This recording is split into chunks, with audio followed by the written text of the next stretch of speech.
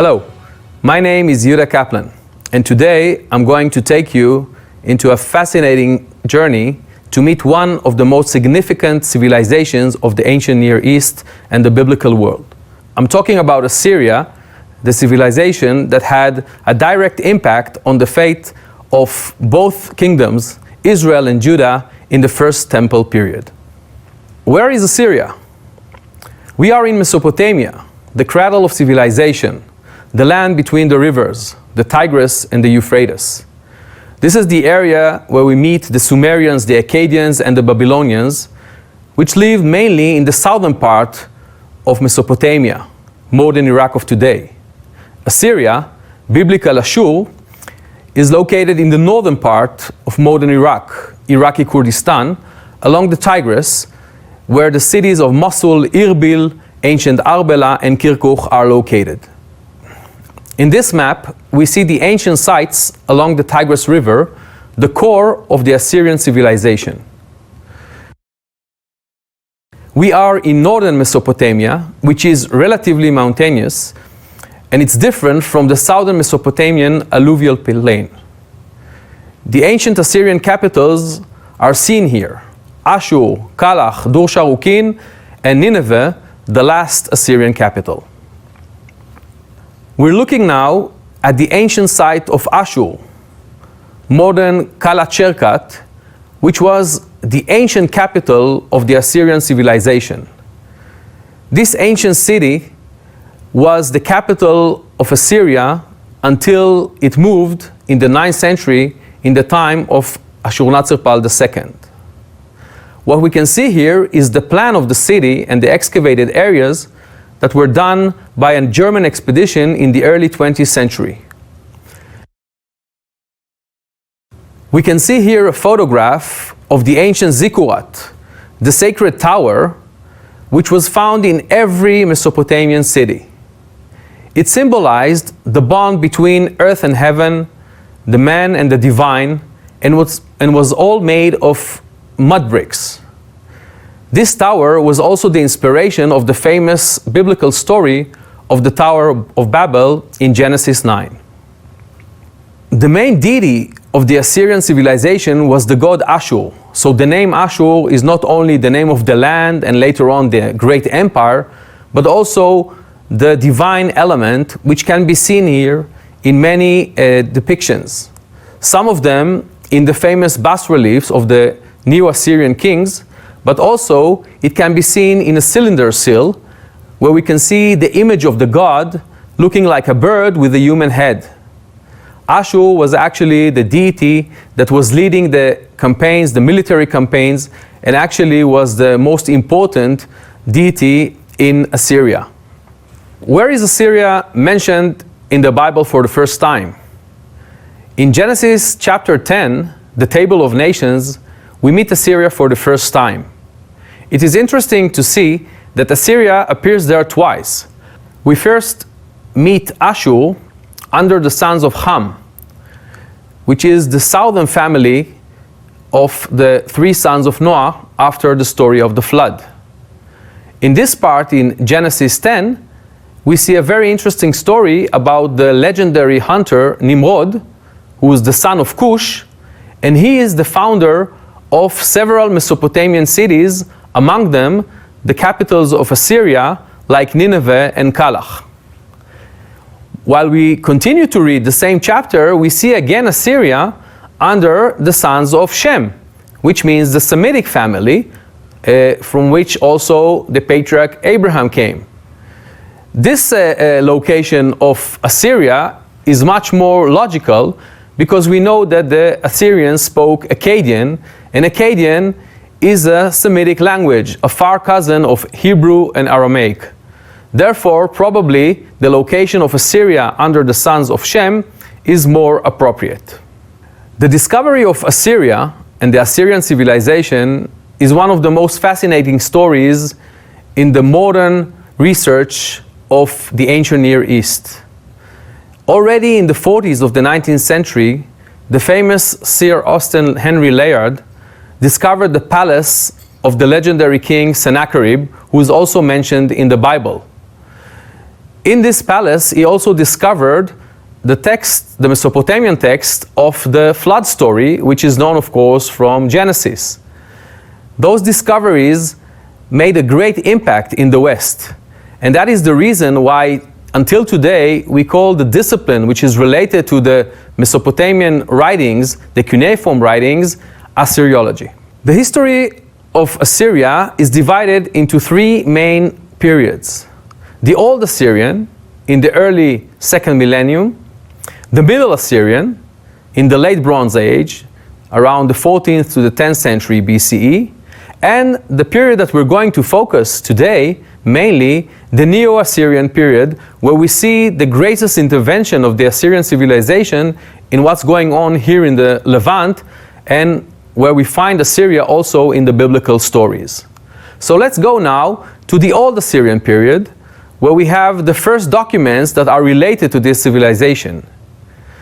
Interestingly, they're not coming from northern Mesopotamia, but from Anatolia, modern Turkey of today. Assyrian traders established a colony of merchants in a place called Kanesh, today modern Kultepe in Turkey. They were involved in a very sophisticated trade system between Babylonia and Anatolia. They were bringing from Anatolia dyed garments and trading them with tin, which was a strategic material for the production of bronze in that time. Most of our information about this period and also the Old Assyrian dialect comes from documents from Kanesh. The next important period is the Middle Assyrian period, which is related to the Late Bronze period here in the Levant, and especially to the historical period that we know from Egypt, the El Amarna period, in the New Kingdom.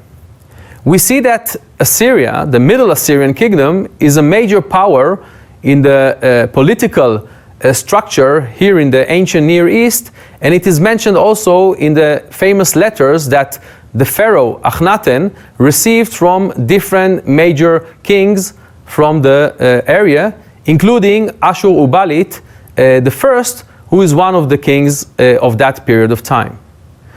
In this time we see the rising prominence of both the Assyrian king and also the Assyrian national deity Ashur, and this is actually going to be the promo of the next important period, the Neo-Assyrian period.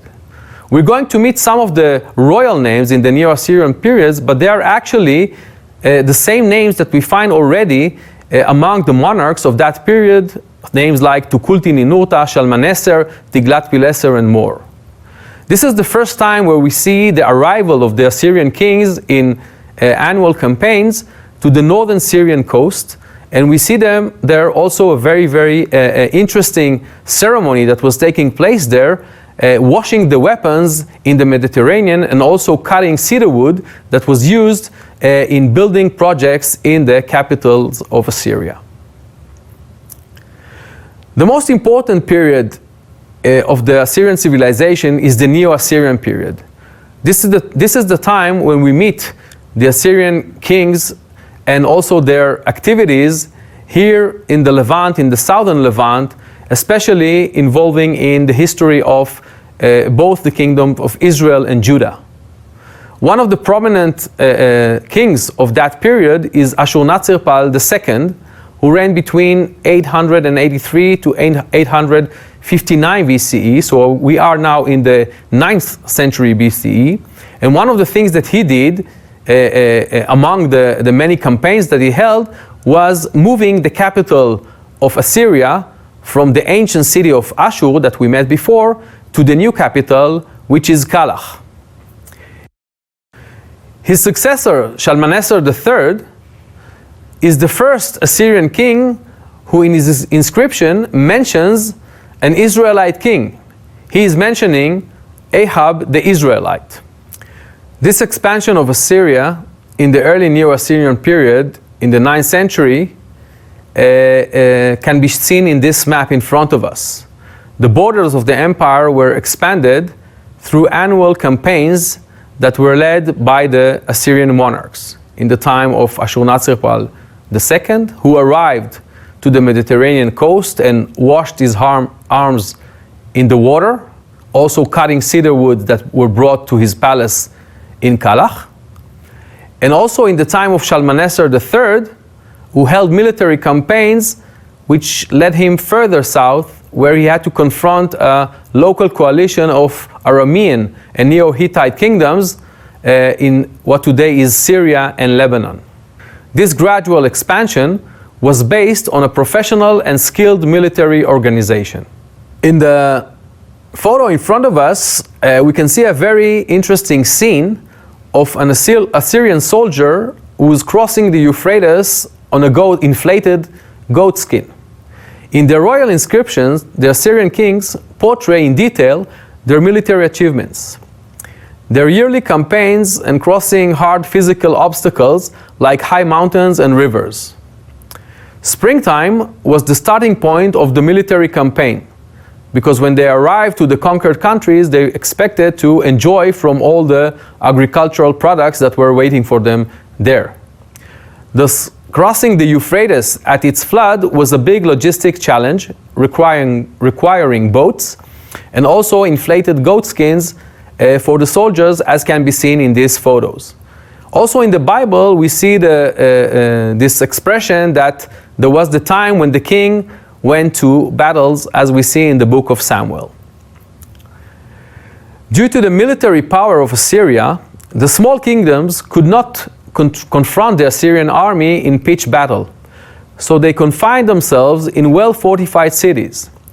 Thus, the Assyrians developed a sophisticated and professional siege warfare and siege tactics and specific weapons like the battering ram and the siege towers. The illustration that we see here is a bit wrong, because we see that the battering ram is aiming to the lower part of the wall, but actually the idea was to crush the upper parts of the wall and breach it, because it was made of mud bricks. So the entire platform of the wall with the defenders defending on it will collapse, and then the infantry soldiers of the Assyrians will enter and storm the city on the breach. In the next scene, we see a relief of King Ashurnasirpal II, showing us special units of engineers and sappers that were making breaches and tunnels to demolish the bases of the walls. So those abilities actually enabled the Assyrians to confront all those cities, fortified cities, and conquered vast territories. Where do we find all those reliefs, impressive reliefs? Actually, they were found in the royal palaces of the Assyrian kings. Here we see a reconstruction of the royal palace of Ashurnasirpal II in his new capital, Kalach. The portrayal of military achievements in the royal palaces was part of the royal propaganda and a mean to show the Assyrian superiority over subjugated nations and the king's might for the eyes of domestic potential rivals. In Shalmaneser III army, we see a scene of breaching a city gate with a battering ram. The scenes are portrayed on metal pieces that were decorating and protecting the wooden doors of the city gate, and today they are reconstructed at the British Museum in London.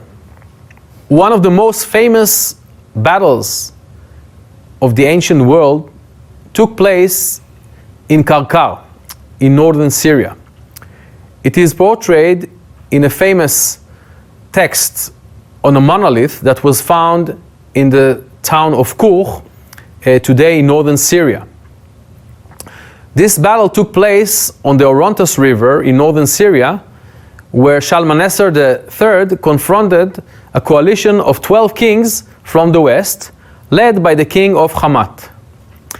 The third largest army in the coalition is of Ahab the Israelite, who had 2,000 chariots.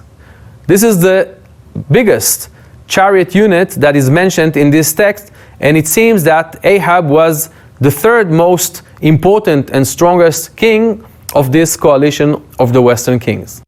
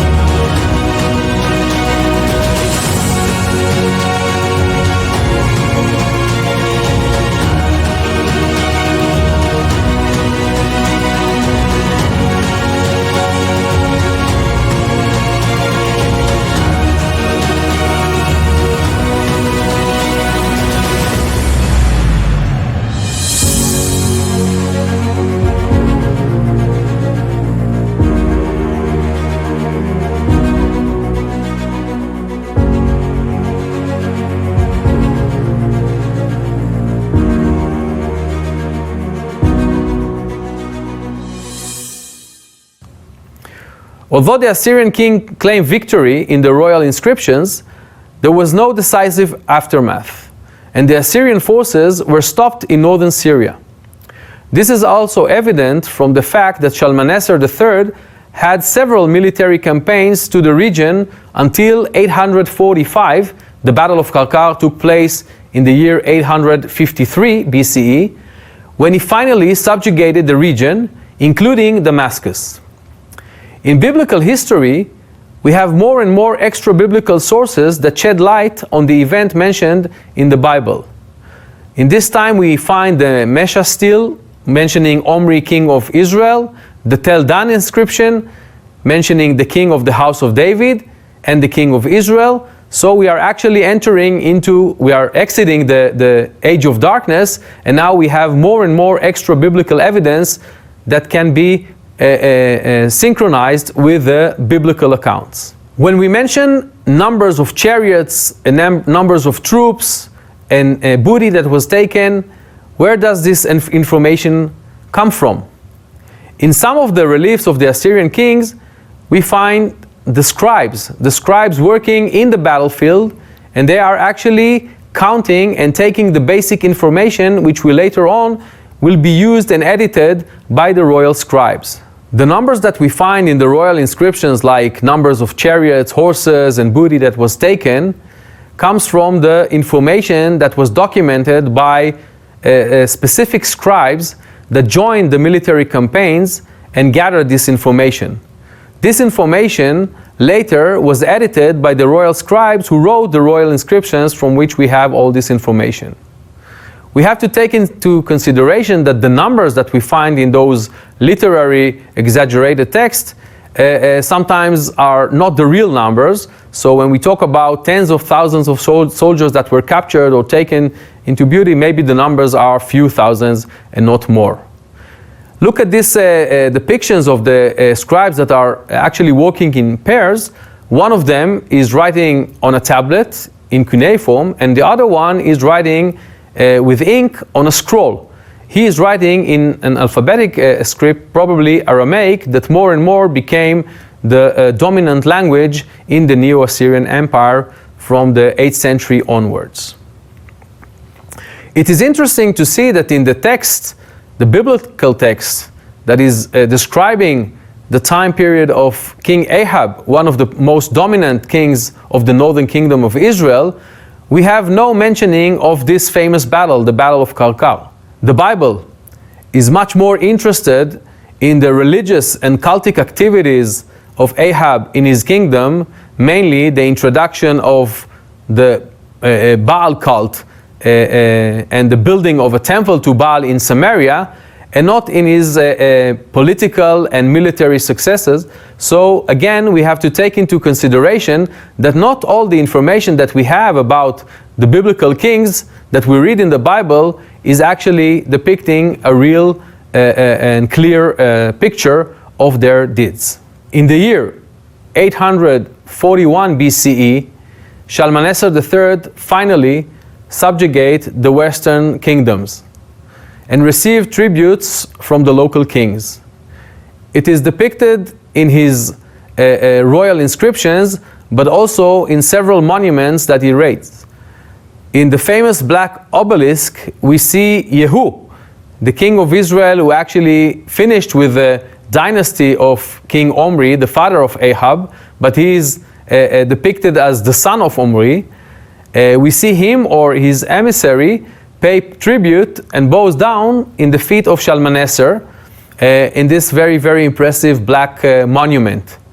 So again, we see that in this period, more and more the relationship between Assyria and basically the kingdom of Israel is portrayed not only in the Bible, but also in the Neo-Assyrian monuments and texts.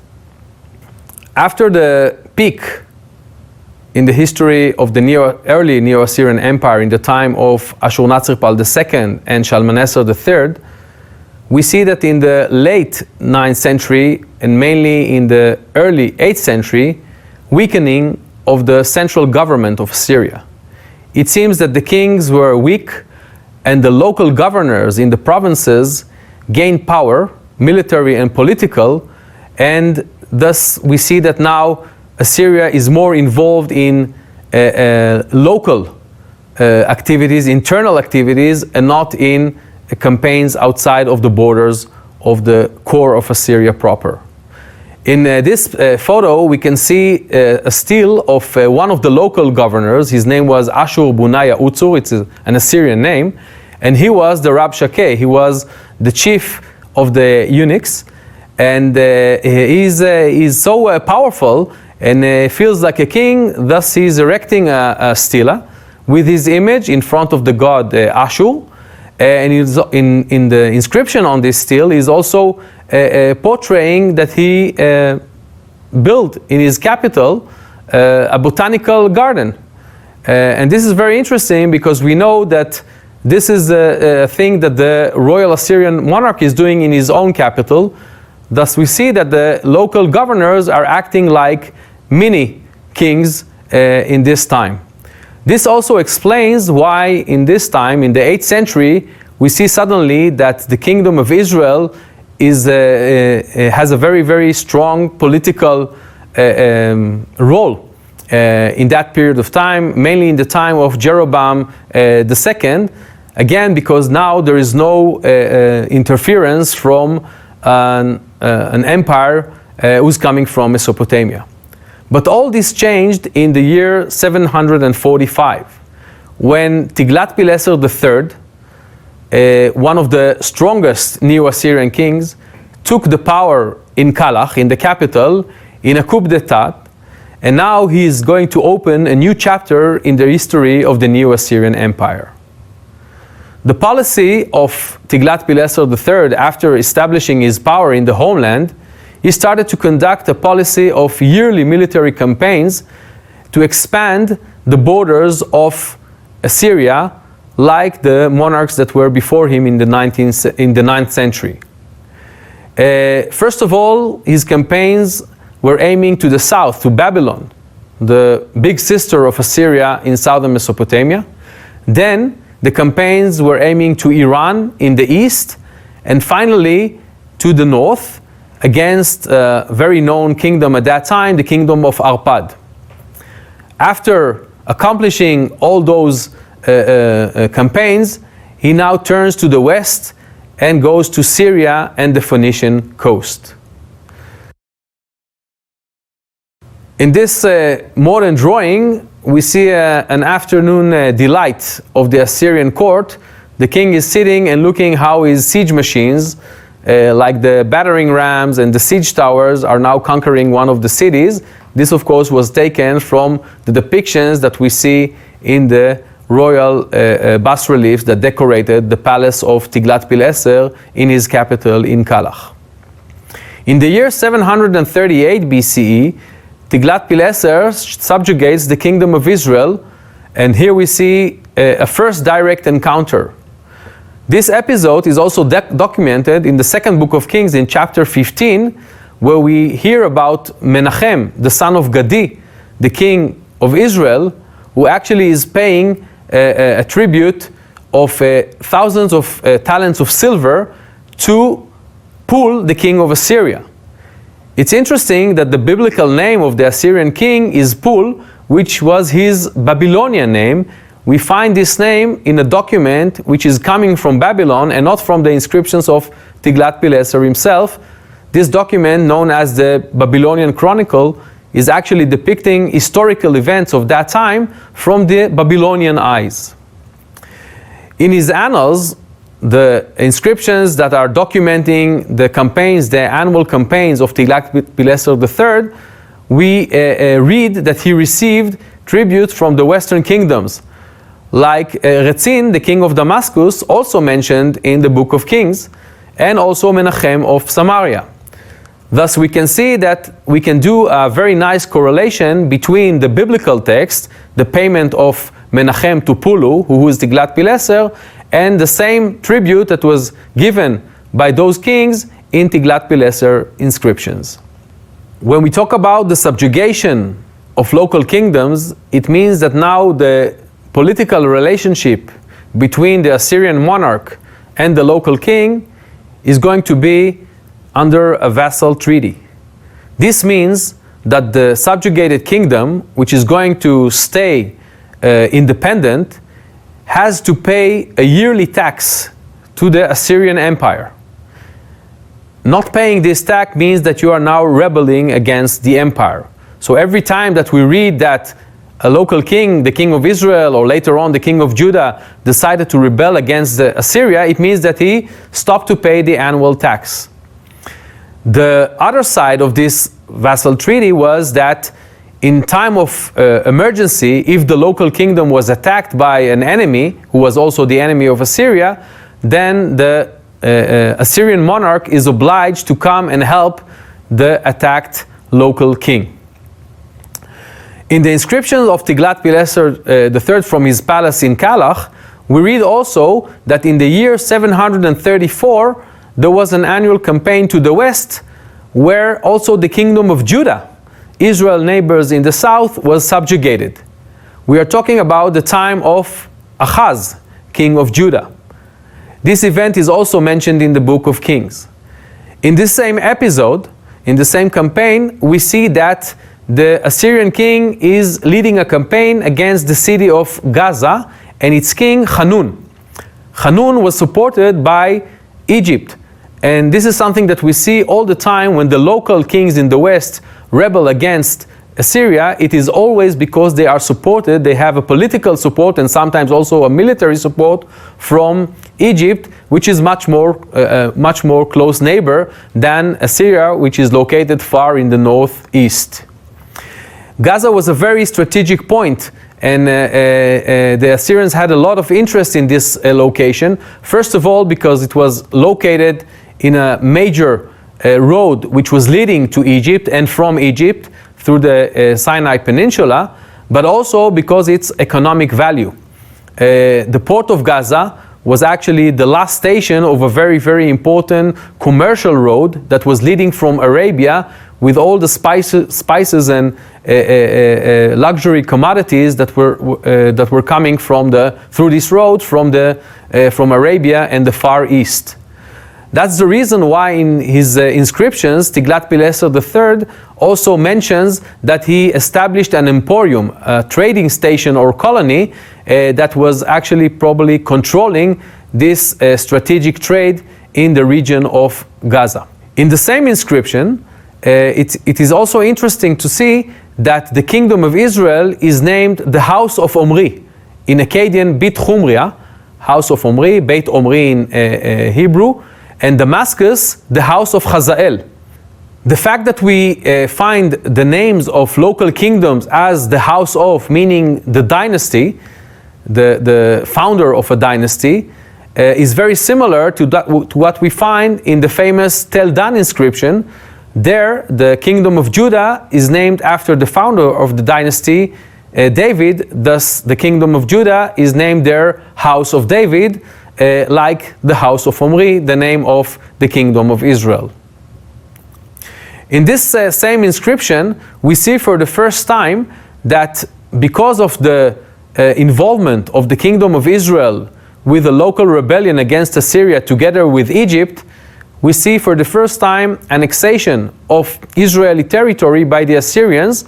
The northern parts of the kingdom, what is called the land of Naphtali, and also the area of Gilead, was now taken from the territory of the independent kingdom of Israel and annexed to the empire. Now those territories will become part of the Assyrian Empire and will be governed by an Assyrian governor. I mentioned several dates of military campaigns, of battles, of conquest of territories, paying tributes. Where do we know all those numbers? How can we say that, for example, in the year 738, Menachem paid taxes to Tiglath-Pileser? This all comes from the document that you see in front of you in the photograph. This is what we call the Assyrian eponym list. In Assyria, they had a custom to name every year according to a prominent official usually one of the high officials in the Assyrian Empire, or a governor of one of the provinces. So every year in the month of Adar, there was like a lottery. It's called Puru. Therefore, it is very, very similar to what we know from our Purim, the Jewish holiday, which also is in the month of Adar. In the 15th of Adar, they were actually having a kind of a lottery where it was decided who is going to be the official who's going to get the honor that the next year is going to be named after him. Now, in order to know and remember those the names of the year, and why they had to name the years, because this was their calendar. This was the way to know how the, for example, if you took a loan and you had to bring it back after 5 years, you had to follow the calendar and know exactly from in what year did you take it, and in what year you have to bring back the loan, of course, with interest. So they had this list of years, and we call it the eponym list, because the eponym is the official whose name was the name of the year. All this information was documented in this document that you see in front of you, and you can see that it is divided into 3 columns. So we have not only the name of the eponym, okay, the name of the officials, but we also have a special event or an important event that happened in this specific year. For example, the aim, the target of the yearly campaign. For example, against Elam or against Damascus or other location. So we have now a list of years, a sequence of years, and we have the names of the officials and events that took place each year, one after the other. How can we then say that an event that took place in a specific year happened in the system, in the calendar that we use today, like 701 BCE? It all comes from a specific event that happened in the year 763. The Assyrians documented an eclipse, a total eclipse of the sun that took place in Nineveh on the 15th day of the month of Sivan. Now, we know that this eclipse took place in a year that can be calculated, because of astronomy, to the year 763 BCE. It means that once we actually document it, or we have an anchor, a chronological anchor of one of the years, now we can date all the years that will come after that year and the previous years. Therefore now, if we can find in the eponym list an event that is also mentioned in the Bible, for example, in the years 733, 732, we find that there was a campaign against Damascus. And this campaign is also documented in the inscriptions of Tiglath-Pileser III. Not only that, the campaign against Damascus and its king Rezin is also mentioned in the book of Kings, in the second book of Kings. Therefore, we can now synchronize between the events in the eponym list and the events that are mentioned both in the Neo-Assyrian inscriptions and also in the Bible. If we didn't have this mentioning of the eclipse of the sun in Nineveh in that specific year, it means that we wouldn't have any ability to date specifically the events that we already mentioned and the ones that we're going to mention further on. In this bas-relief, we see a scene of captives taken from the kingdom of Damascus to exile. And this is one of the most important elements in the imperial politics and mechanism that the Assyrians started and actually later empires imitated. I'm talking about the mass deportations of populations, the conquered populations, that were taken from one part of the empire and then settled in other parts.